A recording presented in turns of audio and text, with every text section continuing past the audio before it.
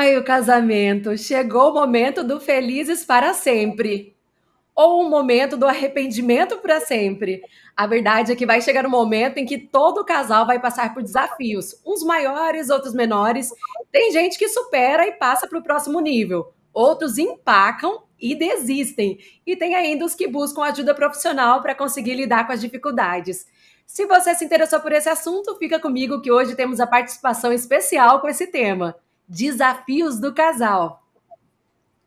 Fala, Alminha! Eu sou Ana Lopes, do Pantanal para o Litoral, e hoje trago para você esse tema que é comum e polêmico, que são os desafios que o casal enfrenta. E para falar sobre esse tema super importante, eu convido meu amigo e também psicólogo, que atualmente mora no México e atende demais os casais. Arthur da Almeida, seja bem-vindo, Na Alma, tudo bem?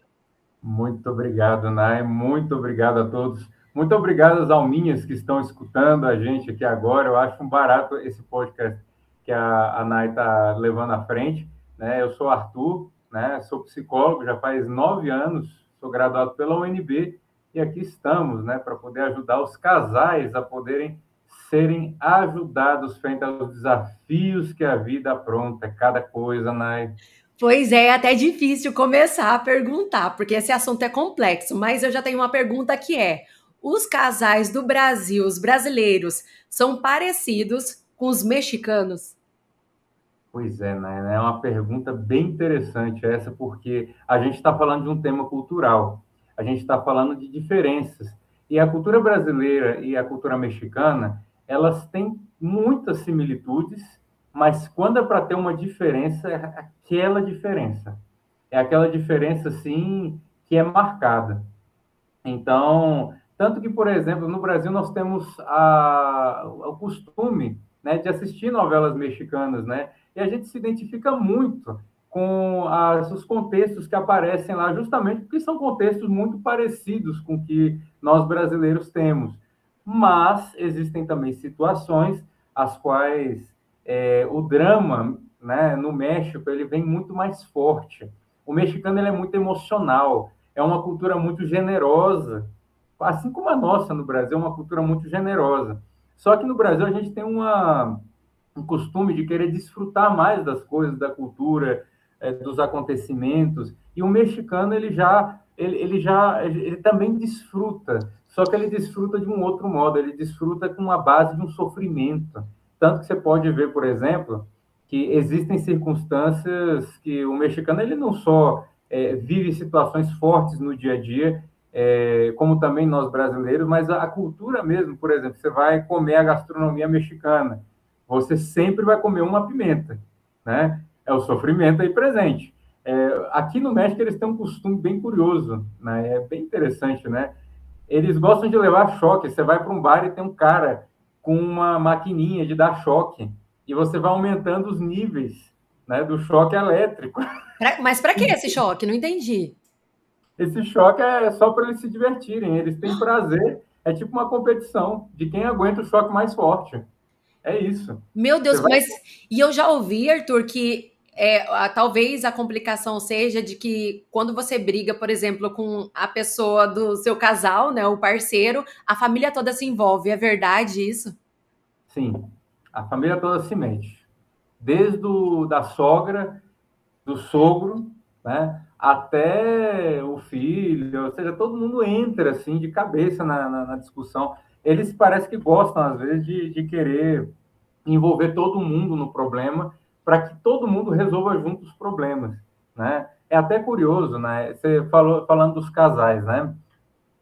Os casais, eles têm uma tendência aqui a quererem viver o dia a dia em uma rotina por exemplo, é muito envolvida pelo trabalho. Eles são muito engolidos pelo trabalho. No dia a dia, eles são muito consumidos pelo trabalho. E aí o drama começa, né? Porque aí os problemas clássicos que também nós temos no Brasil, porque fulano não me dá atenção, porque fulana tem problemas, né? Só que aqui eles realmente valorizam muita coisa do drama, né? Eu sinto que o brasileiro ele tem uma tendência mais a querer resolver logo o problema. O mexicano não, ele fica esticando o problema. ele fica esticando o problema. E, às vezes, por exemplo, um psicólogo tem que se articular nisso de ficar esticando o problema, de ficar tentando lidar com isso, a gente tem que ficar buscando qual o prazer que eles têm para levar isso à consciência deles, para saberem que, na verdade, eles estão sustentando, esticando esse problema, porque eles têm um tema de desejar manter o problema. E você está Simplesmente isso. atendendo, e você está atendendo mais brasileiro ou mais mexicano atualmente? Casal. Casal atualmente está dando um empate. Né? Eu tenho 2 casais brasileiros que eu venho atendendo aí no Brasil, né? Online, e eu tenho 2 casais mexicanos. Né? A maior parte dos meus pacientes são individuais, mas eu tenho 2 casais aí que, curiosamente, né, eles têm cada situação que eles se metem, parece novela mexicana mesmo, viu? Parece E, muito. e em qual estágio, assim, eles te procuram? É mais no começo do relacionamento ou é quando já tá tudo no olho do furacão, já tá quase no abismo aí o pessoal te procura? Olha, desde que eu cheguei, né, desde que eu cheguei, eu já atendi em todas as circunstâncias. Já atendi um casal que tinha 30 anos de casados, né? Aqui no México, né? 30 anos de casados, e eles tinham uma situação muito complicada de se resolver, né? Até porque houve infidelidades, houve... Aqui eles batalham muito com esse problema também da infidelidade. O México é um dos países também... No Brasil, a gente é conhecido por ser um dos países que mais tem problemas de infidelidade. No México, eles também têm um índice de infidelidade altíssima, principalmente aqui na região que eu estou, que é a cidade de Guadalajara. Aqui e na cidade do México tem muito tema de infidelidade, né? Aí também eu já recebi casais jovens também, casais que apenas estavam começando, né? Então, e é bem interessante, né, ver os 2 contextos aí juntos, né? Mas eles te procuram quando eles já estão assim para terminar ou eles começam a perceber o problema e já te procuram? Alguns, por exemplo, esse de 30 anos já de casados, quando já estavam para terminar, já estava com o casamento já fora, já estava já inclusive vivendo separado, né? Na verdade, ele já tinha uma tendência já de se separar. Durante todo o casamento, eles tinham várias separações e eles foram tentando se organizar. Só que aí, essa última aí, que eles me buscaram, foi a mais extensa, foi a mais complicada. Já levavam já meses separados, né? E aí, pois, ao final das contas, por um tema familiar, justamente os filhos, né, como a gente estava conversando agora, os filhos empurraram ele para a terapia de casal. Me buscaram, né? Foram os filhos que me buscaram, os filhos maiores, né? E aí eu chamou o casal, eu comecei a atender o casal, mas depois, posteriormente, comecei a chamar a família também, né? Nossa. Para poder ver os padrões, o que estava acontecendo. Só que aqui é uma cultura muito tradicional também, viu? Eles são muito tradicionalistas. Por isso que, assim, são 30 anos de casado, mas na hora de terminar eles ficam nesse vai e vem, entendeu? Entendi. E qual que é a intenção do casal quando eles te procuram? Eles querem realmente. Você acha que eles querem reatar, ou eles só querem se ouvir, ou eles querem que termine logo? Né? É muita coisa. Olha, alguns têm um problema de que parece que estão em 2 mundos diferentes, sabe? Tanto na cultura brasileira quanto na cultura mexicana, eu observo que tem essa situação de que às vezes parece que o casal se perdeu, parece que um decidiu ir para o planeta Marte, outro decidiu ir para o planeta Vênus, né? É uma coisa assim absurda e eles vivem num mundo diferente. E aí, no final das contas, quando eles chegam nesse ponto de vir à terapia, eles chegam falando línguas diferentes. Às vezes eu preciso até separar eles de fato, não seguir o acompanhamento normal. Precisar separar eles para eu conseguir entender que mundos são esses. Para aí depois, pouco a pouco, tentar juntar eles. Mas apenas se eles se dão essa abertura. Né? É essa a coisa. Pois é, quando eu tive a experiência, né, de atender um casal, foi um casal que tinha 40 anos de diferença e eles estavam com medo de procurar a terapia, porque eles já tinham sido aconselhados ou vários outros atendimentos deles falavam assim que eles não dariam certo, porque eles têm muita diferença de vida, de experiência, né? São décadas diferentes, né? E que provavelmente não daria certo. Então, quando eles procuraram ajuda, eles já estavam assim, meio assim, desconfiados. e foi realmente um processo para conseguir trazer essa realidade deles, que é tão diferente, mas principalmente para eles superarem os desafios, né? A gente sempre fala que o especialista, na verdade, da relação, né, são as próprias pessoas, né? Isso é uma coisa que a gente viu muito quando a gente fez a nossa especialização, né, para terapia de família sistêmica, né, Arthur? Exatamente. Tem uma coisa bem curiosa, né? Que a gente até viu nessa especialização, né? Que a gente teve a oportunidade de fazer juntos, né? Que foi muito boa, né? Que eles têm as ferramentas, né? Eles têm as ferramentas de como todas as ferramentas, inclusive para fazer a relação funcionar ou não. Só que eles precisam saber usar essas ferramentas e a partir desse uso, quem sabe no meio disso, fazer o encontro, ou ao menos fazer o encontro para poderem se separar. Porque se a intenção deles já não é mais seguir a relação, se separar, e parte de uma decisão, no final das contas, né, dos dois. Os dois vão analisar a situação de vida, o que existiu, o que não existiu, calcular bem tudo e tomar uma decisão, e no final das contas, essa decisão pode ser para terminar ou pode ser para dar seguimento. Né? No final das contas, as duas podem ser bem complexas. Eu falo que eu acho lindo quando o casal se dá, assim, termina, mas de uma forma amigável, porque normalmente o que a gente vê não é isso, é puro drama mesmo. Seja México ou seja Brasil, as pessoas ficam brigadas e o problema maior é quando tem filhos ainda, né? Porque aí essa guerra prejudica fortemente os filhos. Mas assim, o certo, acredito que terapia é bom para tudo, tanto para reconciliar, tanto para terminar, para se entenderem, né, melhor as pessoas, os papéis, como que vai ficar, né, depois dessa separação.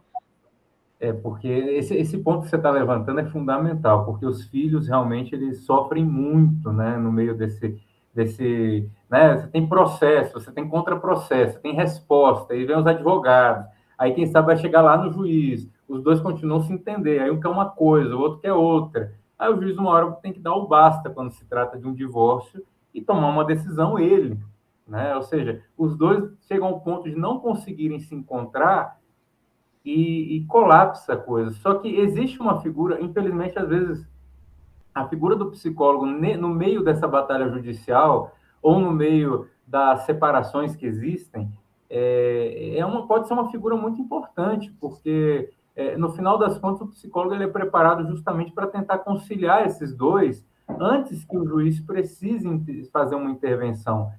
A ideia, inclusive, do psicólogo é que antes de levar para uma determinação judicial que é quase aquela coisa, sabe? Dois irmãos brigando, né? Aí vai o pai e a mãe e coloca uma ordem, sabe? Seria um funcionamento similar ao do juiz aí, né? Agora, se os dois conseguem, ao menos chegar num ponto de entendimento, ao menos chegar numa conclusão, isso vai envolver ceder, aceitar, ter que lidar com uma nova rotina para o bem do filho, aí os dois conseguem conciliar. Mas aí a figura do psicólogo é muito importante, né? E, inclusive, pode sair até mais econômico, né? Porque pagar para o judiciário ter que resolver isso, a vara de família, meu Deus do céu. É Né? E a demais, né? criança no meio. E me fala uma coisa, algum caso que você já atendeu, já mexeu com você? Por que que eu falo isso? Porque a gente, enquanto especialista, a gente tem uma visão diferente, porque tem um conhecimento por trás, né? A gente olha de forma distanciada, mas a gente está participando, né? Não existe essa imparcialidade como se a gente não sentisse, porque a gente é ser humano. Já aconteceu algum caso, você resolveu ali na sessão, mas depois aquilo ficou mexendo com você pessoalmente? Essa pergunta é fantástica. Para quem é psicólogo e está ouvindo a gente, ó, atenção vocês, psicólogos, principalmente, né? O Jung, ele falava, né, que o psicólogo ele tem um paciente que a gente precisa ter.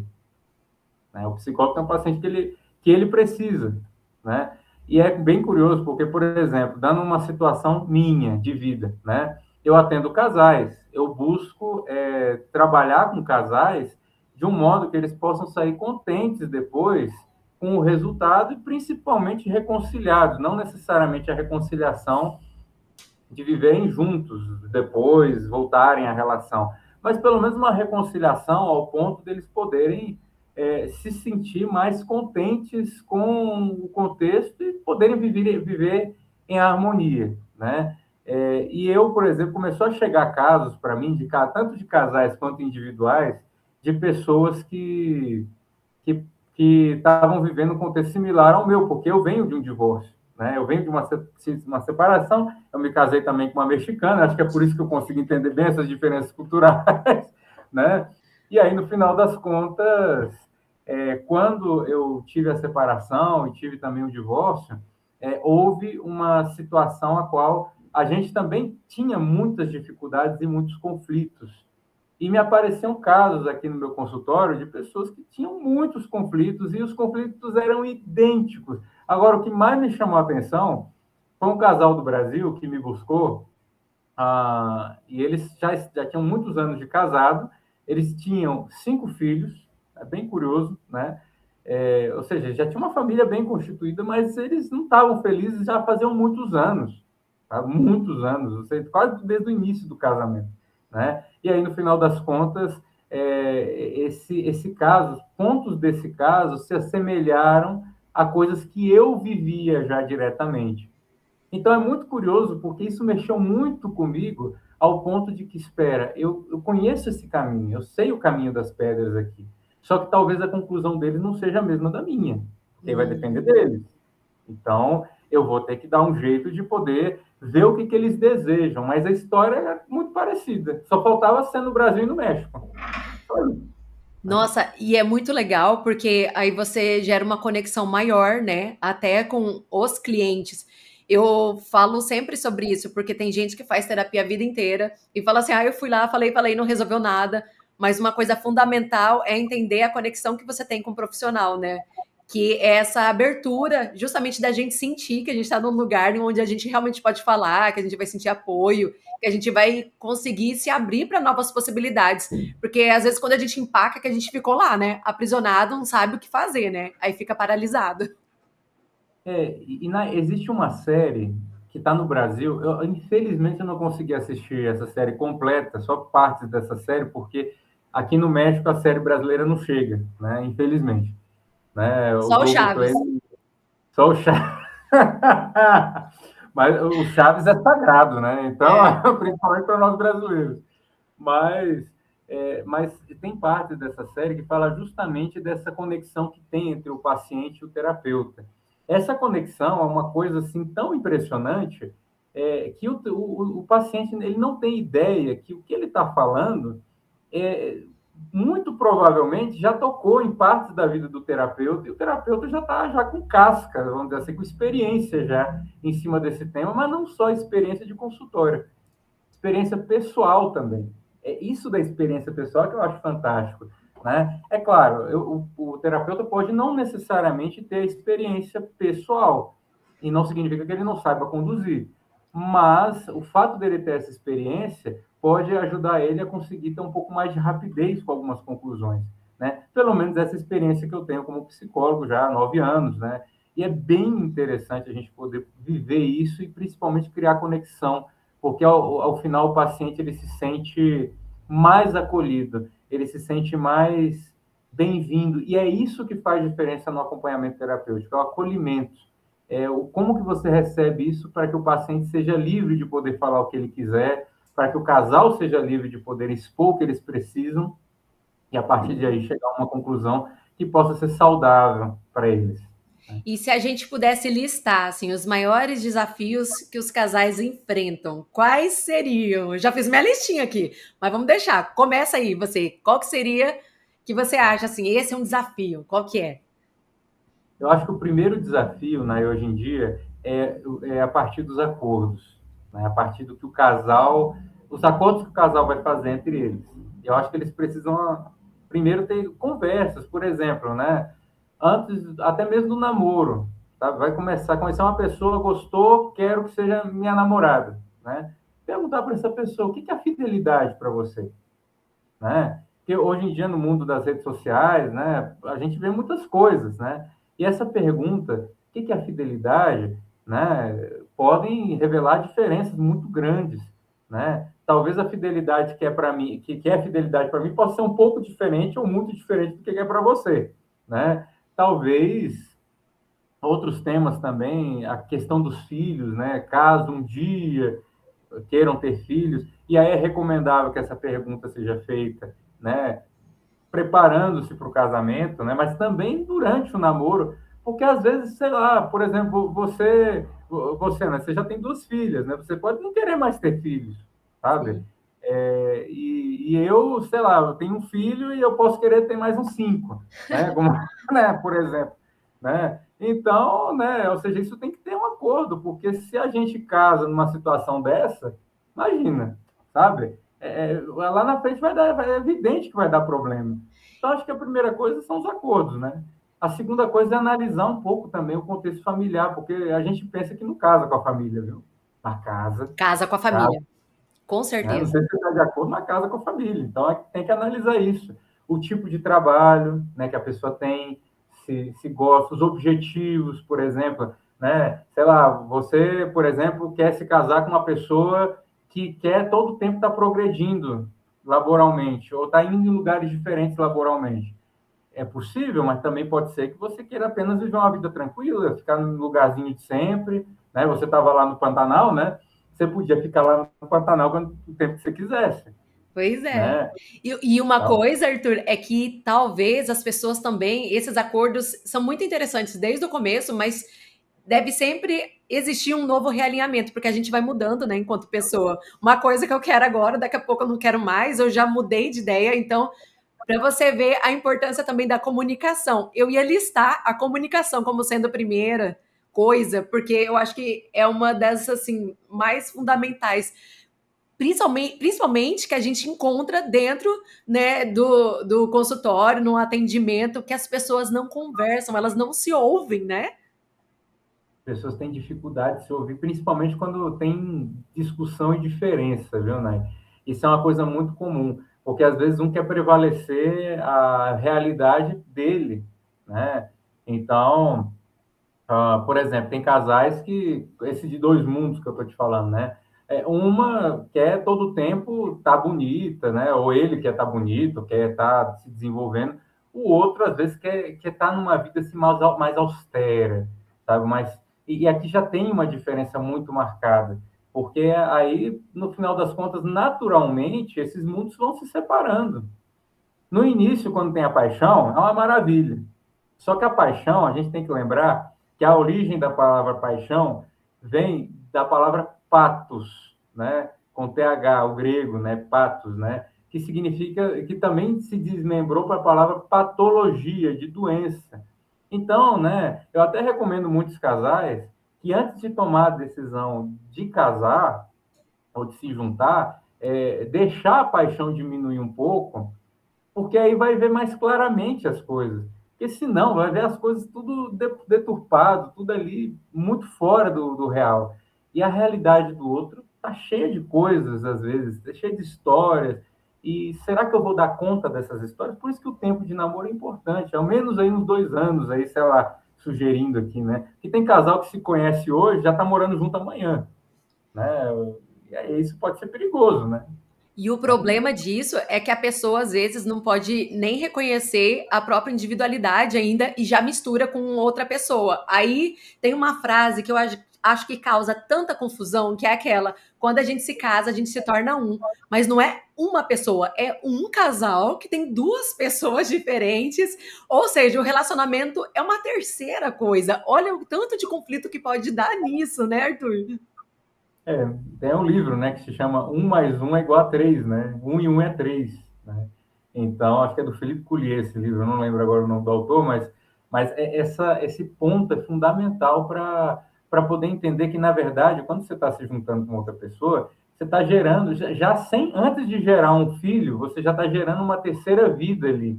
É um ponto em comum. Você nunca vai deixar de ser Nayara, né? Por exemplo, você hoje está casada com o William, né? Né, vocês dois, no final das contas, o William também não deixou de ser o William, mas vocês dois compartilham um ponto em comum. Inclusive, o ponto em comum pode ser a mesma habitação, né, o mesmo quarto, né, pode ser um filho em comum, né, pode ser várias coisas, pode ser também como é que você vai conviver com outro filho, com outro parente, os encontros familiares, são várias coisas, né, a cidade, ou seja, no final das contas, tudo vai ser os acordos que vocês vão fazer, né, para estarem juntos. E tem uma dinâmica, um exercício que a gente aprendeu na especialização e que eu acabei tendo a oportunidade de usar bastante, que eu gosto muito de dar como dica para casais que porventura estejam nesse lugar de não estarem concordando com as coisas, que é o brasão. Você lembra como que era o brasão? Eu lembro. O Muito legal. brasão é mais ou menos assim. Por exemplo, tem o brasão da família, né? Lá, minha família mesmo, que é Barreto, veio de Portugal, tal. A gente faz um brasão do casal, é assim, cada pessoa do casal faz um brasão com os seus próprios valores, coisas que acham importantes e fundamentais. Aí um faz seu brasão, né? O outro faz o outro brasão, e aí o terceiro, que é o relacionamento, aí esses dois vão ver o que tem que entrar naquele terceiro para eles entrarem em acordo. Eu acho isso muito legal, porque na prática a gente perde esse limite, né? A gente se torna muito outra pessoa, mas por não ter consciência realmente do que a gente quer, o que é importante. Né, isso, e eu acho que esse exercício foi um dos exercícios, eu estou lembrando agora, acho um dos exercícios que mais traduzem o que é, de fato, a vida de casal, porque, por exemplo, você sai de uma realidade, você sai de uma história de vida, você sai de problemas, você sai de situações já da tua família de origem. Aí você vai se juntar com uma outra pessoa, né, que também tem as mesmas situações, problemas, etc. E aí, no final das contas, vocês vão pegar tudo isso e vão começar a montar como se fosse um Lego, sei lá, um quebra-cabeça, alguma coisa assim, em que algumas peças vocês vão buscando encaixar e vão fazendo uma grande construção, né? Eu costumo comparar com uma construção de uma casa, né? Eles estão construindo uma casa no final das contas e vocês vão precisar chegar a um acordo em relação a espaços. Às vezes vocês vão precisar ver que um muro não ficou bem construído, vai ter que derrubar um muro para ter que reconstruir outro, talvez um pouco mais para lá, um pouco mais para cá, para determinar espaços. No final das contas, a relação de casal passa muito por isso. E aonde que se perde, vamos dizer assim, se perde, entre aspas, né? Não necessariamente se perde totalmente a paixão. É justamente aí, porque o serviço é um serviço que é cansativo às vezes. É um serviço que vai demandar necessidades, que vai demandar análise. A partir dessa demanda, vão se colocando os tijolos nos devidos lugares e a pessoa vai poder fazer, as duas pessoas vão poder fazer juntos uma construção, né? Basicamente isso. E eu acho muito interessante o relacionamento, porque faz a gente crescer muito. Tem gente que fica muito traumatizada e fala: não, eu não quero nem saber, eu quero viver sozinha. Mas, assim, acaba que a outra pessoa mostra muito pra gente também quem a gente é. Pode ter uma visão distorcida, né? Porque tem a ver com a realidade dela, né? Porque falam que a gente enxerga a pessoa com os nossos olhos, né, do passado. Mas tem informações ali que são boas para que a gente também se aperfeiçoe enquanto ser humano. Você que passou aí as turbulências da sua vida, você ainda está à procura ou quer ainda se relacionar de novo? Ou você ficou nesse trauma? O que você leva para você, tendo essa experiência de atender outros casais, mas também para a sua vida, né? Pois é, né? Você que está em Santa Catarina, né? As catarinenses têm fama de bonitas, viu? Então, olha, né? Se você quiser me apresentar alguma amiga sua aí, estamos aí, né? Eu já levo, por exemplo, 1 ano e meio já separado, viu? Né? E já concluindo o processo de divórcio aqui, né? Lembrando que no Brasil, o meu estado civil oficial é solteiro ainda, viu? Então, é muito importante Já lembrar vamos disso. fazer aquela propaganda, né? Ou seja, você não traumatizou, você ainda pensa em se relacionar. Penso em me relacionar assim, penso em encontrar alguém que eu possa poder construir justamente esse espaço. E justamente eu acho que as experiências que eu já vivi na vida, eu acho que são muito importantes para eu conseguir ter uma relação estável como eu desejo ter, uma relação realmente que possa transmitir paz tanto para mim quanto para outra pessoa, né? Que a gente possa viver em harmonia, porque a relação de casal, quando tem essa harmonia, é, ela é muito bonita, né? E ela chega ao ponto, por exemplo, a minha avó faz 6 meses que faleceu, né? Lá em Brasília, né? E é bem curioso porque a relação dos meus pais foi uma relação muito bonita, né? Tiveram muitos problemas, muitas dificuldades, mas superaram essas dificuldades. E a minha avó, de início, rejeitava a minha mãe, rejeitava muito a minha mãe. Só que no final das contas, né, a minha avó acabou morrendo nos braços da minha mãe. Olha que coisa, né? como é que é essa construção, como é que ela vai se dando no dia a dia, né? Então, assim, ironicamente, né, uma pessoa que rejeitava tanto minha mãe, de repente, termina sendo cuidada e morreu agradecendo a minha mãe por todos os cuidados que minha mãe teve por ela, né? Então, assim os caminhos da vida vão levando a gente, né? Com base nessas histórias que, no final das contas, podem ter finais felizes, podem ter finais que não sejam tão felizes, mas o importante é a gente poder fazer essa construção, né? E a gente adoece nas relações, mas a gente também se cura nas relações, né? Você falou agora do término, e aí eu fiquei pensando, você acha que é importante ter um tempo, assim, sem que você engate em outro relacionamento tão rápido quando você termina? Eu acho que sim, né? Eu acho que é importante ter um tempo, sim, porque existe um fenômeno que se chama eu não lembro agora o termo técnico, mas o fenômeno é o seguinte: a pessoa termina um relacionamento e às vezes a pessoa fica muito sensível, às vezes a pessoa fica muito na vibe assim de sentir falta da outra, e às vezes essa falta é muito inconsciente. Como é que a gente sabe que é inconsciente? A partir do momento que eu já estou terminando e já estou buscando outra pessoa, já estou atrás, já estou já assim ansioso, eu não estou vivendo o luto ainda. Eu ainda estou querendo que esse vazio esteja coberto. E às vezes pode acontecer de outra pessoa aparecer e ter uma paixão ali, o início, mas é importante ter um cuidado. Não estou querendo colocar neurose na cabeça de ninguém, dizer que na hora você não pode se relacionar, né? A poder a gente pode tudo no final das contas, né? Só que pode ser interessante ter essa cautela, porque a chance que tem desse segundo relacionamento, chama relacionamento rebote, né? Não é nem um termo técnico, é um termo mais popular, né? A chance desse relacionamento não funcionar é grande. Não estou dizendo que houve casais que se encontraram nesse contexto e funcionaram muito bem. Eu tenho um casal de amigos lá em Brasília que ela namorou 5 anos, terminou o relacionamento, né? Ela era aluna de medicina, né?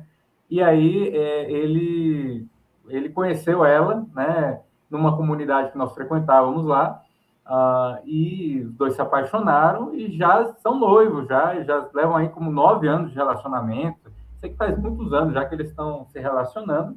E eu acho que já até se casaram, não sei como é que estão agora, né?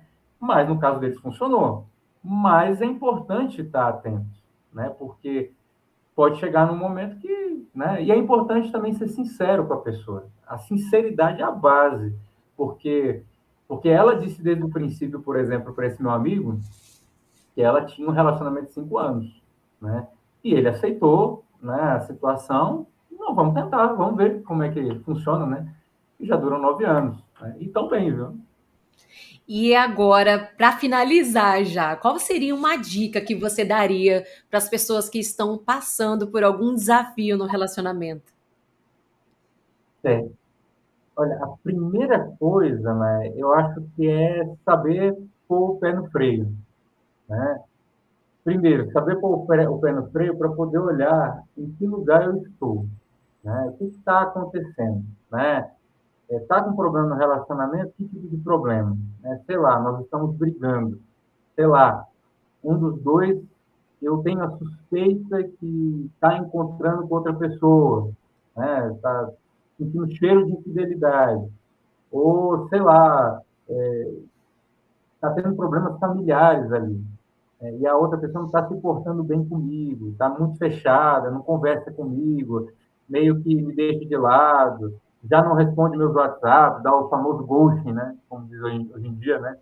Eu acho que é muito importante, primeiro ver o que realmente está acontecendo. Às vezes a pessoa pode até pegar um papel, uma caneta e escrever o que está acontecendo em tópicos ou em texto corrido, para saber, assim, poder reler e pensar e dedicar pelo menos um tempo para entender exatamente o que está acontecendo, o que eu estou fazendo e o que a outra pessoa está fazendo. Porque pode ser que tem alguém aí no meio dessa história gastando muito mais energia para manter o relacionamento que a outra pessoa. Então é importante verificar e fazer bem essas contas para ver que atitude eu posso tomar que possa ser mais saudável, ou pelo menos o menos danina, para os dois, o menos prejudicial para os dois mesmo, e também para o individual. Porque se eu estou num relacionamento que não está funcionando, como aconteceu comigo, né? Eu estava num relacionamento que, né? Eu percebia que a pessoa que estava comigo já não estava mais afim de ficar comigo e eu sentia que estava muito distanciada e eu, né, percebendo todo o contexto e vendo que eu estava gastando muita energia e tendo muito esforço para tentar manter isso aqui, no final das contas eu vi que era bom, porque sempre os problemas repetiam, sempre era crise, eram muitas discussões, então, né, melhor dar o seu distanciamento, né, e a partir desse distanciamento chegar a uma conclusão. Eu não estou falando, né, de dar tempo, eu não estou falando de dar tempo, sabe? Tem pessoas, tem casais que dá tempo faz bem, mas tem casais que não faz individualmente, de um modo, principalmente individualmente. Então é bom ter esse discernimento também, né? Isso, Mesmo porque. Oh, desculpa. Mesmo porque cada casal tem uma dinâmica própria, né? Cada um vai funcionar de um jeito. Eu fiquei pensando aqui que uma boa dica seria esse casal passar, sempre assim, passar, se preocupar com um tempo de qualidade, porque eu vejo que com o passar do tempo, ainda mais se o relacionamento é longo, as pessoas vão deixando, né, esse tempo de qualidade e vão ficando mais com os afazeres do que curtindo a própria companhia da outra pessoa, né? Esse tempo de qualidade e também entender quais são os seus limites, que eu acho que isso também é importante, porque antes de amar outra pessoa, a gente tem que se amar. Às vezes a gente se esquece disso que é tão fundamental, vive só para outra pessoa e você vai se desgastando, morrendo, né, por dentro. Isso do tempo de qualidade, se os dois aproveitam juntos bem o tempo de qualidade deles, é sinal de que a relação está funcionando bem. Agora, se o tempo que os dois estão aproveitando não é de qualidade, mas é um tempo de crise, aí é importante ver o que está acontecendo. Conversar com outra pessoa, tentar negociar. Se a outra pessoa não quer negociar, ir sozinho, poder ver o que há. Ou seja, alguma coisa tem que ser feita para o bem-estar individual também. Porque quando começa a afetar aquele espaço individual que a gente estava comentando, aí, né, aí, quando o espaço em comum começa a afetar o individual, é porque aí tem um problema muito sério e é importante que isso seja bem analisado com uma boa conclusão. E o desafio existe para a gente superar de alguma forma, né? Para fazer alguma coisa. Se está acontecendo algum caos, o caos existe para que a ordem venha depois. Então, os caos, na verdade, eles são providenciais, né? O caos é bom, desde que a gente saiba como sair desse lugar, porque chega um momento em que a mudança é necessária, né? Ou seja, para os dois, ou para um, ou para outro, mas alguma mudança tem que acontecer, né? A gente tem um grande vendedor brasileiro que é lá do Paraná, que é o campeão de vendas de 2014, eu não lembro agora o nome dele, é Flávio alguma coisa, né? Ele foi dar um curso sobre vendas no Sebrae e ele falava que a única certeza que, na verdade, a gente tem na vida, né, não é necessariamente que a gente vai morrer, né? É que as coisas vão mudar. As coisas vão mudar. Então, é a única certeza. E podem mudar para bem, podem mudar para mal, né? Inclusive em temas de relacionamento, podem mudar, inclusive ao ponto de haver uma separação, né? Mas também podem mudar ao ponto de se construir uma grande coisa, os dois juntos, e manterem uma relação muito unida, né? Então, assim, é muito importante aceitar o que temos para hoje, né, na vida, né? Estamos justamente numa era que a gente está buscando ter bastante consciência das coisas que estão acontecendo, né? Antigamente a gente tinha muita ideia do casamento para sempre, né? E na verdade todos nós temos esse ideal, né? Do casamento para sempre. O investimento que a gente faz nunca é pensando em se separar, né? Mas, né, pode acontecer, né? A ideia é que não aconteça, mas pode acontecer, né? No teu caso, viu, Nai? Deus livre e guarde você de uma separação, viu, Nai? Tomara que você continue muito bem aí com o William, né? Tem que superar os desafios todos. É muito desafio, viu? Ó, É muito Arthur, eu desafio. quero te agradecer, foi muito legal esse bate-papo. Acredito que a gente realmente falou de alma para alma, né? Um assunto tão importante e que faz assim muita diferença na vida das pessoas, porque a pessoa com quem a gente mais aprende e com quem a gente mais tem briga é a pessoa mais próxima da gente, né? Que é com quem a gente se relaciona mais profundamente. Então, acho que esse assunto foi, assim, muito valioso. Obrigada, viu? Eu te agradeço, viu, Nay? De fato, é uma honra poder estar aqui, né, com você, poder falar para o teu público, né? Eu espero que continue crescendo muito o teu público. Você tem, eu conheci a Nayara no curso e de verdade, que coração valioso tem essa mulher, viu? Então, Ah, o que vocês escutam por parte do podcast, dos podcasts, das redes sociais dela, são coisas maravilhosas que só levam ao crescimento. Falo porque eu sou um fiel seguidor seu. ai, que lindo! Obrigada. E a você, Alminha, que estava ouvindo a gente até agora, o meu muito obrigada e até o próximo podcast. Tchau!